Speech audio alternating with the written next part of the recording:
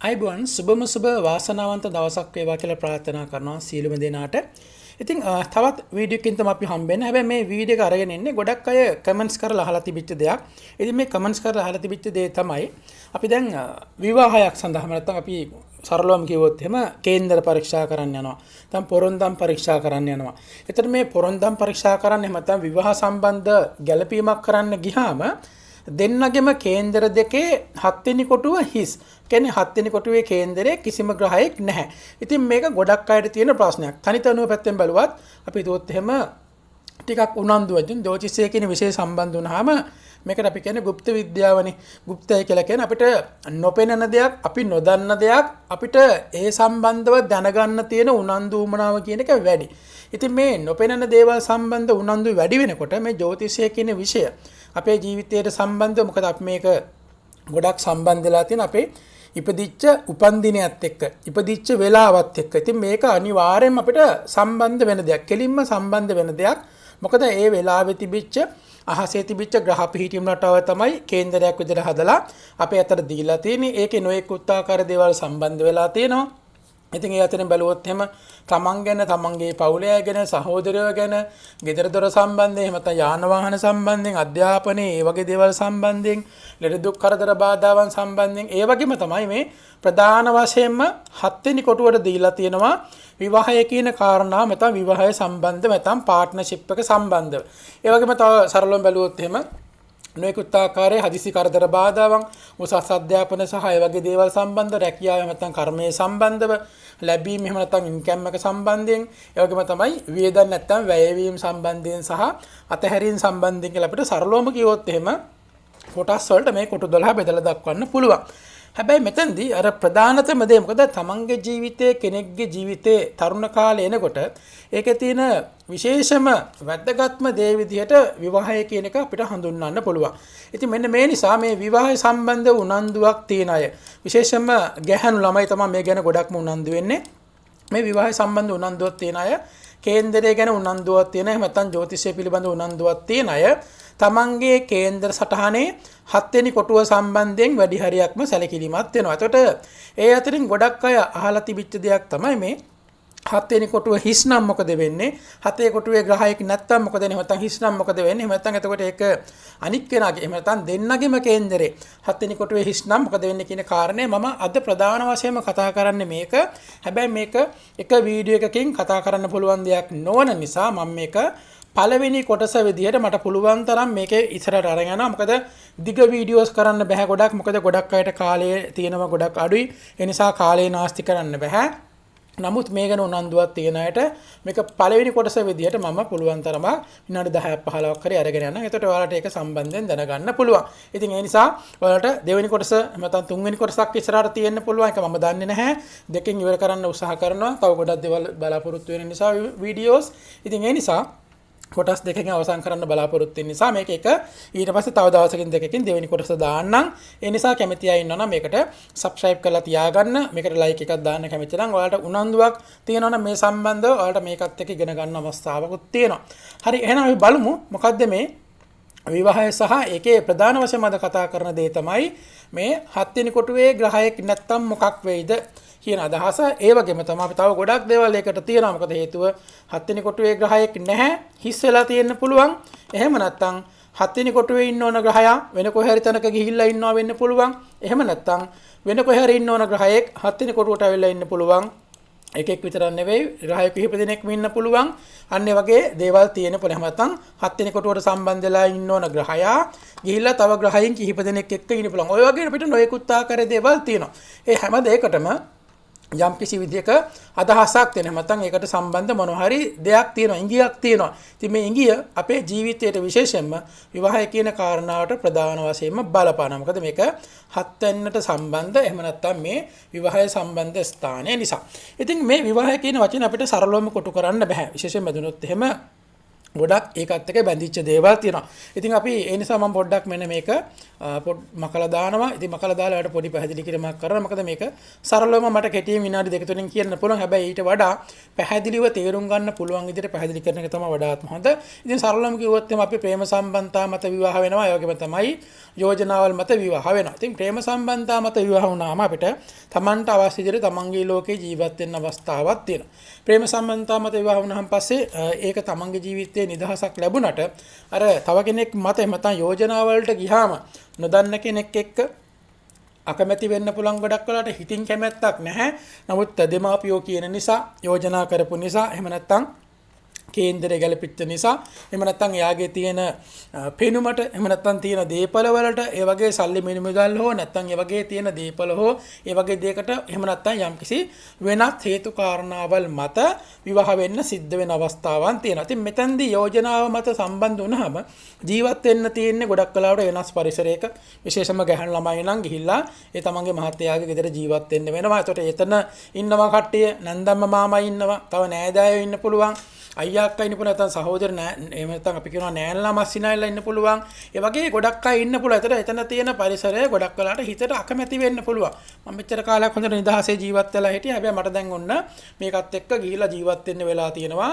තව කෙනෙකුට අවශ්‍ය විදිහට තව කෙනෙක්ගේ තැනක මට ඕන විදිහට එතන නිදහසක් නැහැ කියන හැඟීම එන්න පුළුවන්.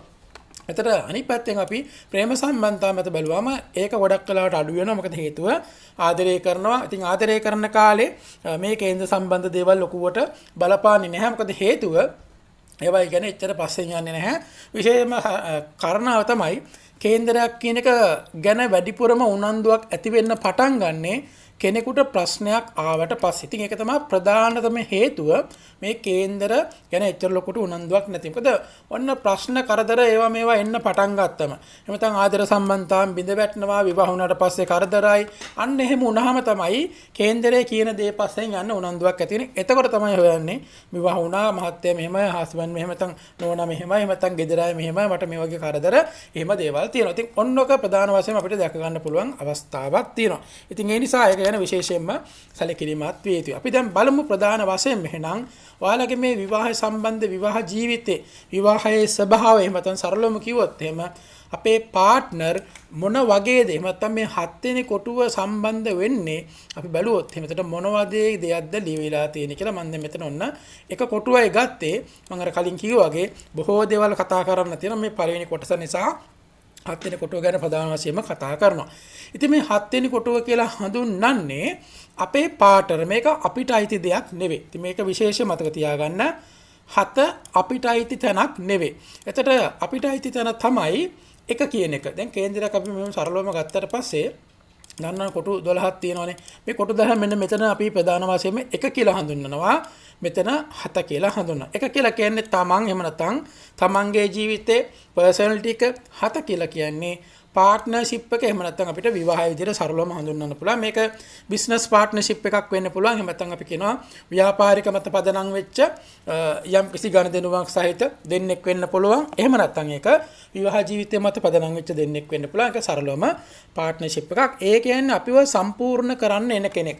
අපිව සම්පූර්ණ කරන්න එනවා කියලා කියන්නේ අපිට තනියෙන් ජීවිතය කරගන්න දේවල් පැත්තකින් තියලා තව කෙනෙක්ගේ මත අපිට යපෙන්න සිද්ධ වෙනවා. ඉතින් ඔන්න ඔය විදිහට අපිට හත් වෙනි කොටුව සරලවම කිව්වොත් හඳුන්වන්න අවස්ථාව ලැබෙනවා අපේ පාර්ට්නර් කියලා. ඒ කියන්නේ අපේ ජීවිතේ අපිට යම් කිසි දෙයක් තව කෙනෙක්ගෙන් ලබා ගන්න සිද්ධ වෙනවා හත් වෙනට උනාම. එතකොට දැන් කේන්දරය ගත්තට පස්සේ එක එක ලග්න වලට බෙදෙනවානේ. මේෂ ලග්නේ තියෙනවා පළවෙනි ලග්නේ, වෘෂභ, මිථුන, කටක, සිංහ, කන්‍යා, තුලා, වෘශ්චික, ධනු, මකර, කුම්භ, මීන කියලා ලග්න 12ක් තියෙනවා. කේන්දරේ කොටු 12 තිබුණට මේ 12 සැරෙන් සැරේ වෙනස් වෙනවා ලග්නයට අනුව බැලුවොත්. එහෙමද අපි හිතුවොත් එහෙම පළවෙනි ලග්නේ මේෂ ලග්නේනේ. මේෂ ලග්නයගේ 7 වෙනි එතකොට තුලා රාශිය බලන තුලා ලග්නේ මෙතන තුලා රාශිය විදිහට තමයි අපිට හඳුන්වන්න පුළුවන් වෙන්නේ. එතකොට අපි බැලුවොත් එහෙම ඔන්න මේෂ ලග්න හිමියෙකුට මේ තමන්ගේ 7 ඉන්න ග්‍රහයා තමයි තුලා නැත්නම් සිකුරු කියන ග්‍රහය තමයි 7 වෙනි කොටුවේ ඉන්න ඕනේ මේෂ ලග්න හිමියෙක්. දැන් මම මේ සරලව පැහැදිලි කරන් යන්නේ ඔයාලට. ඔයාලගේ ලග්නේ මොකක්ද කියලා දන්නවා. මේ සම්බන්ධ උනන්දුවක් තියෙනවා. එතන එහෙනම් ඔයාලගේ කේන්දරයේ අතේ තියෙනවා නම් ඒකත් අතරම බලන්න පුළුවන්. එහෙම නැත්නම් පසුව හොයලා බලන්න පුළුවන්. මේක නිදහසේ නිස්කලංකව මේ වීඩියෝස් බලන්න. මොකද මේවා ඉක්මනින් හදිසියේ ෂෝට් වීඩියෝස් විදිහට අයින් කරන්න පුළුවන් දේවල් නෙවෙයි. එතකොට මම මේ ටික පැහැදිලි කරන්නේ අර එච්චර ලොකු දැනුමක් නැති අයට. වෘෂභ ලග්න කෙනෙකුට තමන්ගේ 7 යන්න තමයි වෘශ්චික රාශිය නැත්නම් කුජ ග්‍රහය තමයි 7ට අයිති ග්‍රහය. 7ට අයිති ග්‍රහය දැන් මම මුලින්ම මතක් කරන්නම්. මේෂ ලග්න හිමියන්ට 7 තුලා රාශිය කුජ ග්‍රහය තමයි සිකුරු ග්‍රහය තමයි 7 අයිති කෙනා. සිකුරු වෘෂභ ලග්නයට 7 වෙන්නේ වෘශ්චික රාශිය කුජ ග්‍රහය තමයි 7 අයිති කෙනා.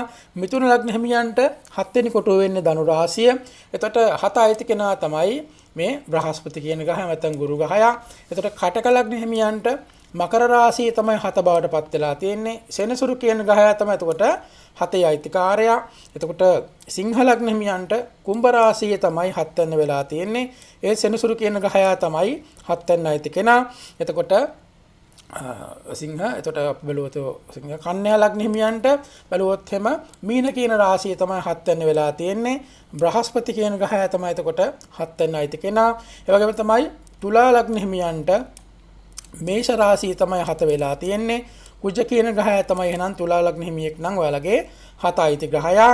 ඒ වගේම තමයි තුලා ඊට පස්සේ වෘශ්චික ලග්න කෙනෙක් නම් වෘෂභ රාශිය තමයි 7 වෙනි වෙලා තියෙන්නේ. සිකුරු කියන ග්‍රහය තමයි වෘශ්චික ලග්න හිමියන්ගේ 7 අයිති කෙනා. ඊට පස්සේ ධනු ලග්න හිමියෙක් නම් බැලුවොත් එහෙම අපිට දක ගන්න පුළුවන් මිථුන කියන රාශිය තමයි 7 වෙලා තියෙන්නේ. එතකොට බුධ කියන ග්‍රහය තමයි ඔයාලගේ 7 වෙනි කොටුව අයිති කෙනා. ඊට පස්සේ මකර ලග්න හිමියෙක් නම් ධනු වලින් පස්සේ මකර ලග්න හිමියන්ගේ කටක රාශිය නැත්නම් සඳු ග්‍රහයගේ කටක ලග්නේ කටක රාශිය තමයි 7 වෙලා තියෙන්නේ. චන්ද්‍රයා එහෙම නැත්නම් සඳු කියන ග්‍රහය තමයි 7 අයිති කෙනා. එතකොට මකරන බැලුවේ අපි ඊට පස්සේ කුම්භ ලග්න හිමියෙක් නම් ඔයාලා මේක බලන කෙනා. කුම්භ ලග්න හිමියන්ගේ සිංහ රාශිය තමයි ඔයාලගේ 7 වෙලා තියෙන්නේ. එතකොට රවි කියන ග්‍රහය තමයි 7 අයිති කෙනා. මීන ලග්න හිමියෙක් නම් කන්‍යා රාශිය තමයි 7 වෙනි වෙලා තියෙන්නේ. එතකොට බුධ කියන ග්‍රහය තමයි 7 අයිති කෙනා. ඉතින් මම හිතනවා මේ ඔයාලගේ කේන්ද්‍ර සටහනේ 7 වෙනි කොටුව කාටද අයිති කියලා දැන් ඔයාලා ඔන්න දැනගත්තා. ඉතින් මම හිතනවා මේ ටික ප්‍රමාණවත් මේ දැන ගැනීමට. ඉතින් මතින් ඉස්සරහට පටන් ගන්න එහෙනම් මොන වගේද කියලා දැන් විනාඩි 12ක් ඉවරයි. පුළුවන් තරම් ඉක්මනින් මේක අවසන් කරගන්න බලමු. පුළුවන් තරම් දුරට. හරි දැන් ඔයාලා දන්නවා ඔයාලගේ 7 වෙනි කොටුව අයිති කාටද?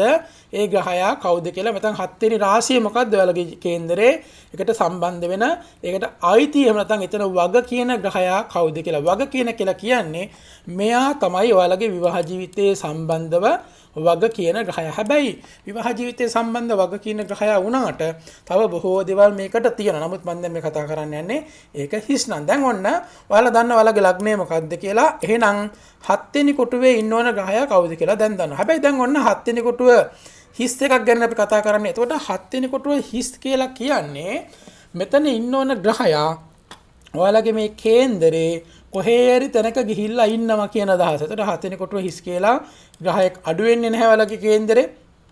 ග්‍රහයන් 9 දෙනාම ඉන්නවා. හැබැයි මෙතන සිද්ධ වෙලා තියෙන්නේ මෙන්න මෙතන ඉන්න ඕන ග්‍රහයා මම එක වෙන පාටකින් අඳින්නම්. මෙන්න මේ 7 වෙනි කොටුවේ ඉන්න ඕන ග්‍රහයා වෙන කොහේ හරි තැනක ඉන්නවා. මෙන්න මේ වෙන කොහේ හරි තැනක ඉන්නවා කියන කතාව තමයි අපිට ප්‍රධාන වශයෙන්ම වැදගත් වෙන්නේ. මම දැන් අර කතාව කියාගෙන ආවේ මේක එච්චර ලොකුවට තේරුමක් නැති අයට සරලවම තේරුම් ගන්න ඕන නිසා මට මුලින්ම මෙතෙන්ද කියන්න තිබ්බා මේ 7 වෙනි කොටුවේ ඉන්න කෙනා මෙතන ඉන්නවා නම් මෙහෙමයි කියලා. හැබැයි ඔයාලට එතන පිළිබඳව ලොකු උනන්දුවක් නැත්නම් ඒ පිළිබඳව ලොකුවට පැහැදිලිකමක් නැති නිසා තමයි මම මේ ටික පැහැදිලි කරේ. ඒ නිසා දැන් ඔන්න 7 වෙනි කොටුවේ ඉන්න ඕන ග්‍රහයා එක්කෝ ගිහිල්ලා ඔයාලගේ 8 වෙනි කොටුවේ ඉන්න පුළුවන්. එහෙම නැත්නම් 9 ඉන්න පුළුවන්. 10 ඉන්න පුළුවන්. 11 ඉන්න පුළුවන්. 12 ඉන්න පුළුවන්. 1 ඉන්න පුළුවන්. 2 ඉන්න පුළුවන්. 3 4 5 6 කියන ඕනෑම තැනක ඇවිල්ලා නතර වෙන්න පුළුවන්. හරිද? ඒක තමයි පළවෙනි දේ. ඒකේ අදහස් ගොඩක් තියෙනවා. අපි හිතුවොත් එම මේ 8 වෙන්න පුළුවන් 9 වෙන්න පුළුවන්. මේ වගේ බැලුවම අපිට අදහස් ඒ කියන්නේ ඒකේ ප්‍රතිඵලය, ඒකේ තේරුම වෙනස් වෙන්න පටන් ගන්න. මෙන්න මේකේ තේරුම වෙනස් වෙන්න පටන් ගන්න නම් එක තමයි අපිට ප්‍රධාන වශයෙන් දැක ගන්න ඕන. මොකද ඒකට හේතුව අලගේ විවාහ ජීවිතේට ප්‍රධාන වශයෙන්ම බලපාන කාරණාවන් නිසා.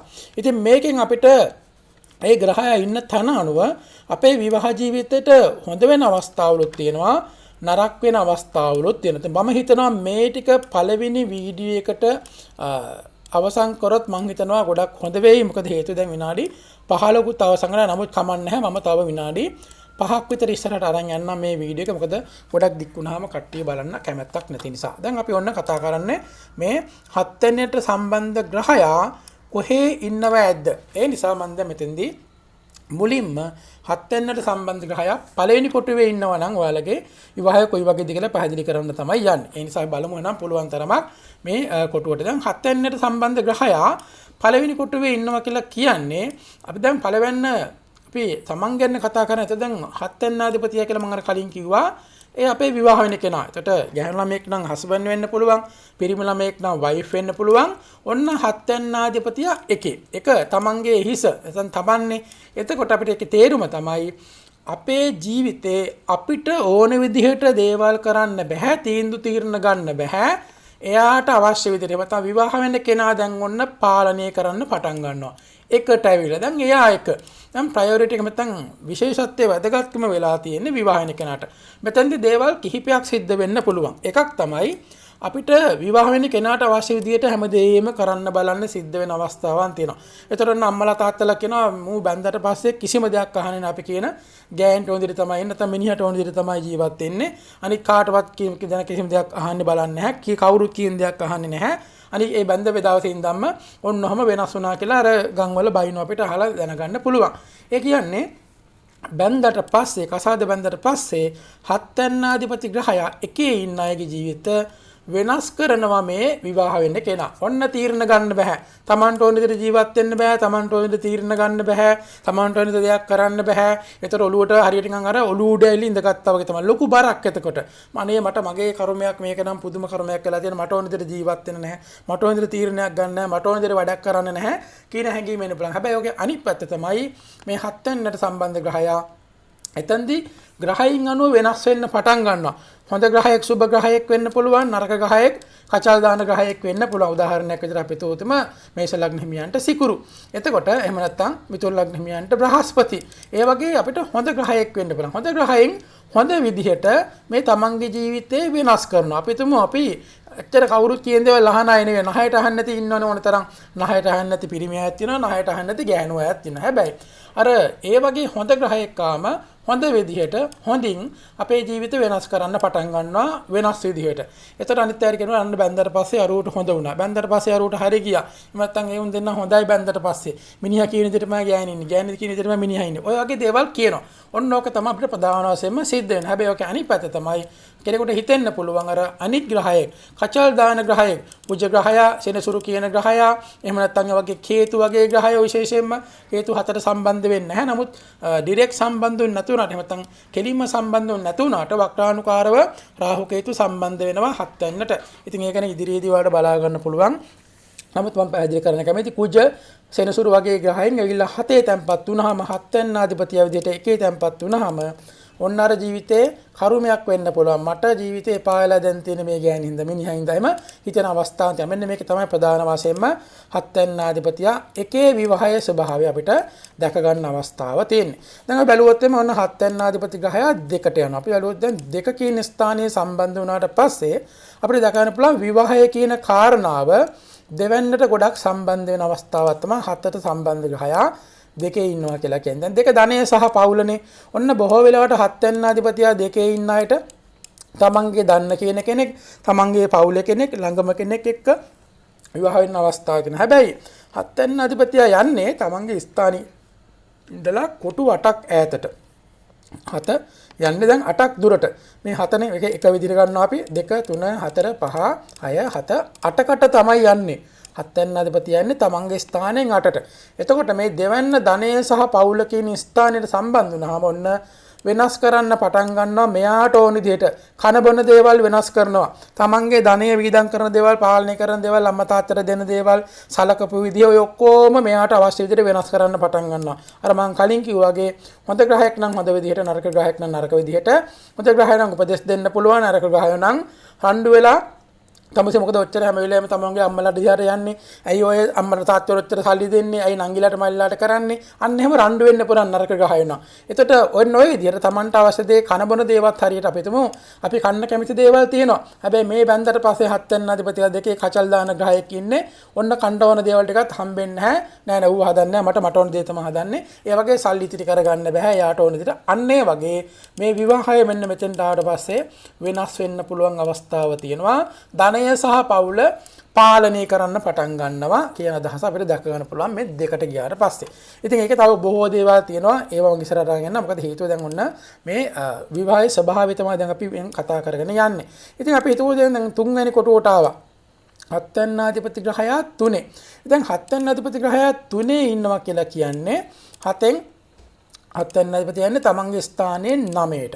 එතකොට මෙතන අපි බැලුවොත් එහෙම මෙතන තුන්වැන්න කියලා කියන්නේ බුධ ග්‍රහයට සම්බන්ධ ස්ථානයක්. ඉතින් අපි ගොඩක්ම මේ තුන්වැන්නේ තැන්පත් වීම හත්වැන්නාධිපති එච්චරම හොඳ ස්ථානයක් විදිහට හඳුන්වන්නේ නැහැ. මොකද හේතුව තමයි බුධ කියන ග්‍රහය විවාහයට සම්බන්ධ ග්‍රහයක් නේ. බුධ ග්‍රහය මේකට සම්බන්ධයක් තිබුණා හෝ නැතා හෝ තුන්වැන්නේ ගිහිලා ඉන්නවා කියලා කියන්නේ ඒක ටිකක් කරදරයි. මේකේ ප්‍රධාන ප්‍රතිඵලය බාටපත් වෙන්නේ දෙදෙනා අතර තියෙන ශාරීරික සම්බන්ධතාවයන් නැති වෙන පටන් ගන්නවා. සරලවම කිව්වොත් එහෙම ලිංගික සම්බන්ධතාවයන් නැති වෙන්න පටන් ගන්නවා. දරුවන් සම්බන්ධ දරුපල සම්බන්ධ ප්‍රශ්න එන්න පටන් ගන්නවා. මොකද ඒ දේවල් නැති වුණාන් පස්සේ දරුපල නැහැ. ඒ කියන්නේ ඒ දේවල්ට තියෙන උනන්දුව අඩු වෙන්න පුළුවන්. ඒ නිසා ඒ වගේම තමයි මේ හත්වැන්නාධිපතියා 3ට ගියාම සහෝදරයෝ අසල්වැසියෝ තමන්ගේ ජීවිතයට යම් බලපෑමක් ඇති වෙන්න තියෙන අවස්ථාවන් ගොඩක් වැඩි. ඉතින් ඒ නිසා ඒ ගැන විශේෂම සැලකිලිමත් වෙන්න ඕන. මේක ලොකු නරක තැනක් නෙවෙයි. නමුත් සිද්ධ වෙන්නේ අර යම්කිසි සීමාමායිම් තමන්ගේ විවාහ ජීවිතයට ඒ කියන්නේ විවාහ ජීවිතයේ රසය කියන එක නැති වෙන්න පටන් ගන්නවා. ඒක අපිට ප්‍රධාන වශයෙන්ම දැක ගන්න හැකියාව තියෙනවා. ඉතින් අපි බැලුවොත් එහෙම මේක තව ගොඩක් දේවල් තියෙනවා. මම අර කලින් කිව්වා වගේ සරලවම ඒක තමයි අදහස බාටපත් වෙන්නේ. ඊට පස්සේ බැලුවොත් එහෙම හත්වැන්නාධිපති ග්‍රහය වුණ 4ට ඇවිල්ලා. දැන් 4 කියන ස්ථානය ජ්‍යොතිෂ අනුව චන්ද්‍රයාට සම්බන්ධ තැනක්, නිදහස සම්බන්ධ තැනක්, තමන්ගේ ගෙදර සම්බන්ධ තැනක්. ඔන්න හත්වැන්නාධිපතියා 4 ඉන්නවා කියලා කියන්නේ හත්වැන්නාධිපති ග්‍රහයා ගිහිල්ලා ඉන්නේ තමන්ගේ ස්ථානෙන් 10ක් දුරකට. 10ක් කියලා කියන්නේ කර්මස්ථානයේ ජ්‍යොතිෂ අනුව 10. එතකොට ඒ කියන්නේ ඔන්න දැන් මෙයා රජෙක් වගේ ජීවත් වෙන්න කැමති. අපි තුමු පිරිමි කෙනෙක් අසාද බඳිනවා බිරිඳගේ කේන්ද්‍ර දැන් තමන්ගේ කේන්දරේ හත්වැන්නාධිපතියා ඉන්නේ 4. ඔන්න දැන් වයිෆ් කැමති රජිනක් වගේ ජීවත් වෙන්න. ඔන්න මෙතෙන් ආවට පස්සේ අර රජින තමන්ගේ ගෙදර අම්මා තාත්තා ගැන අම්මා ගැන කතා කරන ස්ථානේ 4. ඔන්න දැන් අම්මත් එක්ක ප්‍රශ්න ඇති වෙන්න පටන් ගන්නවා බිරිඳ. එයාට ඕන විදිහට ජීවත් වෙන්න නැහැ. අම්මා කියන විදිහට ඉන්න සිද්ධ වෙනවා. අම්මයි තමන්ගේ පවුලේ ඇත්ත කොන නැන්දම්මා ලේලි ඒ වගේ ප්‍රශ්න ඇති වෙන්න පටන් ගන්නවා. ඔන්න ඒ වගේ ස්වභාවයක් හත්වැන්නාධිපතියා 4 ඉන්න පුළුවන්. එයා උච්ච වෙලා ඉන්න ග්‍රහයක් වෙන්න පුළුවන්, නීච වෙලා ඉන්න ග්‍රහයක් වෙන්න පුළුවන්, වෙන ග්‍රහයක් එක්ක ඉන්න කෙනෙක් වෙන්න පුළුවන්, වක්‍ර වෙලා ඉන්න පුළුවන්. ඒ වගේ දේවල් තියෙනවා. එතකොට ඒ වගේ දේවල් අනුව යම් දේවල් තවත් වෙනස් වෙන්න පටන් ගන්නවා. එතකොට බාධක ග්‍රහයා විදිහට වෙන්න පුළුවන්. තව බොහෝ දේවල් තියෙනවා. මේ සරල කාරණාවක් විදිහට මේක ටිකක් වෙනස් වෙනවා. ඉතින් ඒ නිසා අපි පළවෙනි වටේ විදිහට මම 7 වෙනට වෙනකම්ම කතා කරන්නම් කොයි වගේද කියලා. ඊට පස්සේ බලමු එතනින් එහාට කොහොමද කියලා. නැත්නම් 5ට වෙනකන් අපද විනාඩි 22ක් ඉවර හින්දා. ඉතින් කොහොම නමුත් වෙන්න 7වැන්නාධිපති 4 විවාහන කෙනාට රජෙක් රජිනක් වගේ ජීවත් වෙන්න ඕන. කාටවත් යටත් වෙලා යන්න කැමති නැහැ. නිදහසේ ඉන්න ඕන. එයාට ඔය විදිහට ජීවත් වෙන්න ඕන. ඉතින් ඔන්න වෙන තත්ත්වයක් අපිට දැක බලා ගන්න පුළුවන්. මේක නරක තැනක් නෙවෙයි. නමුත් යම් කිසි විදිහකට අර පාලනය කරන්න ටිකක් අමාරුයි. එයාට ඕන විදිහට ජීවත් වෙන්න සිද්ධ වෙනවා. ඒක තමයි මේ 4 වෙනි කොටුවේ ස්වභාවයේ බාටපත් වෙලා තියෙන්නේ හත්වැන්නාධිපතියා 4. ඊට පස්සේ බැලුවොත් එහෙම හත්වැන්නාධිපති ග්‍රහයා 5. ඉතින් ඔන්න 5 ගියාම අපිට දැක ගන්න පුළුවන් 5 කියන ස්ථානයේ ගොඩක් හොඳ ස්ථානයක්, නරක ස්ථානයක් නෙවෙයි. ජ්‍යොතිෂ අනුව 1 5 9 කියන ස්ථාන විශේෂයෙන්ම ත්‍රිකෝණ ස්ථාන විදිහට අපිට හඳුන්වන්න පුළුවන්. ඒ වගේම සුබ ස්ථාන වලින් ගොඩක් හොඳම ස්ථානයක් 5 9 කියලා කියන්නේ. හත්වැන්නාධිපතියා 5. බොහෝ විට අපිට දැක ගන්න පුළුවන් අර ප්‍රේම සම්බන්ධතාවලින් ආමිතන් ආදරය කරලා ඉස්කෝලේ යන කාලේ ඉඳන් පටන් ගත්ත ලව් එෆෙයාර් වලින් තියෙන ඔන්න විවාහයක් පටන් ගන්න පුළුවන්. ඉතින් නමුත් මෙතෙන්දී බැලුවොත් එහෙම තමන්ගේ වාසනාව 7 කියලා කියන්නේ පෙර පින්කිනි ස්ථානේ පූර්ව පුණ්‍ය ස්ථානේ කියලා තමයි කියන්නේ. ඒතකොට තමන් අරගෙන ආපු වාසනාව භාග්‍ය කියන එක යන්නේ මේ 5ට එමෙතන් එතෙන්දී විවාහ වෙන කෙනාට තමයි යන්නේ. ඔන්න විවාහ වෙන කෙනාට යනවා. හැබැයි මෙතෙන්දී අර ඒක ලොකු නරක ස්ථානයක් නෙවෙයි. මේක බැලුවොත් එimhe සාමාන්‍යයෙන් අපිට හොඳයි කියලා හඳුන්වන්න පුළුවන්. හැබැයි ටිකක් අර එයාගේ ඊගෝයිස්ටික් එක වැඩි. මොකද අපි අපේ ජීවිතයේ වාසනාව අපි තව කෙනෙකුට දෙනවා. ඒ වගේම තමයි හොඳට දරුවන් හම්බ කරගන්න පුළුවන් අවස්ථාවක් තියෙනවා. දරුවන්ටත් ඒකේ අවස්ථාව යනවා. නමුත් මේක ලොකුවට කරදර බාධක සහිත ස්ථානයක් නෙවෙයි. අපිට ඒක සරලවම හොඳයි කියලා හඳුන්වන්න පුළුවන්. අර දෙන්න ආදරණීය දෙන්නෙක් එමෙතන් ආදරයක් කරගෙන ඉස්කෝලේ යන කාලේ ඉඳන් මෙතන ක්ලාස් එකකදී හම්බෙලා ඒ වගේ අපිට සරලවම බැලුවොත් එම හොඳින් ජීවත් වෙන්න පුළුවන් හැකියාවක් තියෙන ස්ථානයක්. ඉතින් මේක එක කාරණාවක් විතරයි හත්වැන්න අධිපතිය පහේ ඉන්න එක ලুকু නරකක් සහිත ස්ථානයක් නෙවෙයි. ඒක අපිට හොඳයි කියලා හඳුන්වන්න පුළුවන්. ඉතින් නමුත් ඔන්න දැන් හත්වැන්න අධිපති ග්‍රහය 6. දැන් ඔන්න 6ට ගියා කියලා කියන්නේ බැලුවොත් එහෙම මෙතෙන්දී අපිට දැක ගන්න පුළුවන්. දැන් අපි හිතුවොත් එම සාමාන්‍යයෙන් අපි දැන් දන්නවා මෙතන 6 කියලා කියන්නේ 12ක්. ඒ කියන්නේ කොටු 12ක් ඇවිල්ලා. දැන් මේකනේ හත්වැන්නාධිපතියාගේ බැලුවොත් අපි එක මේ කොහොම ගණන් කරාම 12 වෙනි තියෙන්නේ දැන් ඔන්න මෙතෙන්ද 12ක් ඇවිල්ලා. කොටු 12ක් ඈතට ගිහිල්ලා. 12 කියන එක අපි හඳුන්වන්නේ ජ්‍යොතිෂ අනුව වැය ස්ථානේ. වැය වීම. ඔන්න ඒක හත්වැන්නාධිපති ග්‍රහය. කියන්නේ මෙතන ඉන්න ඕන ග්‍රහයා මෙතන ඉන්නව නම් ඇවිල්ලා ඒක ගොඩක් කරදරයි විවාහ ජීවිතේට. අනිවාර්යයෙන්ම විවාහයේ කරදර බා තමන්ගේ විවාහ වෙන කෙනා තරහකාරයෙක් වගේ, හතුරෙක් වගේ. ඒතර සිකුරු වගේ ග්‍රහයක් නම් මෙතන අනිවාර්යයෙන්ම සල්ලි ගෙවන්න වෙනවා, සල්ලි වියදම් කරන්න වෙනවා. කුජ වගේ ග්‍රහයක් නම් ගොඩක් ඒ ප්‍රශ්න. මම ඒ වගේ ඉස්සරහට ග්‍රහයන් සම්බන්ධ කරලා පැහැදිලි කරන්නම්. ඒතර මේ සරලවම කිව්වොත් එම හත්වැන්නාධිපතිය 6 හොඳ සාර්ථක විවාහ ජීවිතයක් ගත කරන්න ටිකක් අමාරුයි, කරදරයි. රණ්ඩු සරුවල් ප්‍රශ්න ඔය දේවල් ගොඩක් එක්ක ජීවිතයේ නිකුත් ආකාරයේ බාධාවක්. ඒ වගේම තමයි යම් යම් රෝගී තත්ත්වයන් ඇති වෙන්න තියෙන අවස්ථා ගොඩක් ඇති. විවාහ වෙන කෙනාටත් රෝග ඇති වෙන්න ප්‍රශ්න ඇති වෙන්න පුළුවන්. විවාහ ජීවිතය තුලත් ඒ වගේම තමයි සරලවම අපිට අර හොඳ විවාහ ජීවිතයක් ගත කරන්න අමාරු.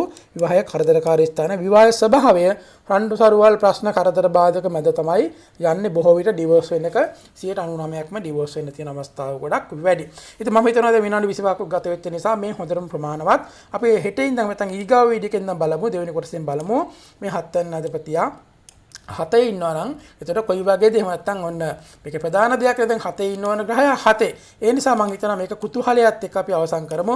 හත්වැන්නාධිපතිය 7 ඉස්සරහට අපි පටන් ගමු. ඊළඟ වීඩියෝ එකෙන් කොයි වගේද කියලා. ඉතින් මම හිතනවා ඔයාලට මේ වෙනකම් පැහැදිලි කාරණාවල් ටික එන අපි ඉස්සරහට ඒ ගැන කතා කරනවා. එහෙනම් හැමෝටම ජය වේවා. අපි එහෙනම් ඊගා වීඩියෝ එකෙන් හම්බෙමු. අමතක නොකර ලයික් එකක් දාන්න, සබ්ස්ක්‍රයිබ් කරලා තියාගන්න.